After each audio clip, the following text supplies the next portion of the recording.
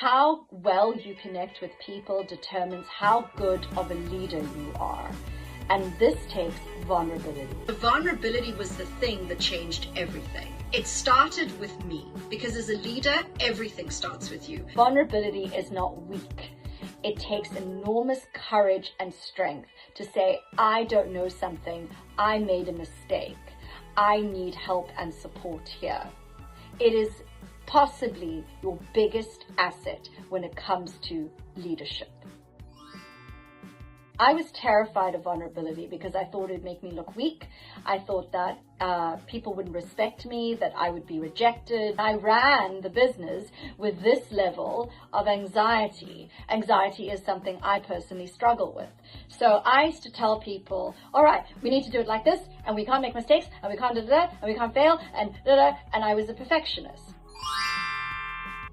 I thought a boss was somebody that was strong, that had everything in control, that never broke a sweat, and that always had the right answers and was all-knowing. But I was not like that.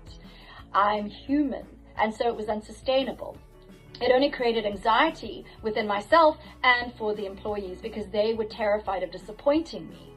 And it created a culture where nobody wanted to talk to me about anything. You can't fix a problem if you don't know about it as a boss. If you don't know what the truth is about what's going on in your company and you don't know what's happening with your employees, then you can't do anything about it. So you have to, as a good leader, create a space and environment where people feel comfortable to come to you and tell you if they have a problem. I decided to start saying out loud, I make mistakes. Whenever I would make a mistake, I would tell people. I would announce it explicitly. I also didn't make excuses for them. I acknowledged and I held myself accountable. It changed everything. It made me more effective as a manager, as a problem solver, as a communicator.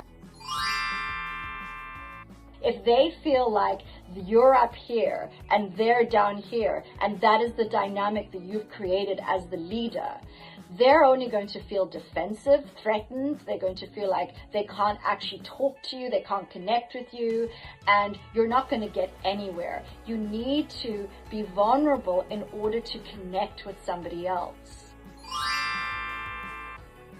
To expect as a manager, as a boss, for people to never make mistakes, for them not to mess up, for not to have issues or challenges or whatever it is, I think you are setting up a very unrealistic expectation for everybody in the company and yourself. You have to be accountable and they have to be accountable. And that is how you build up a good relationship.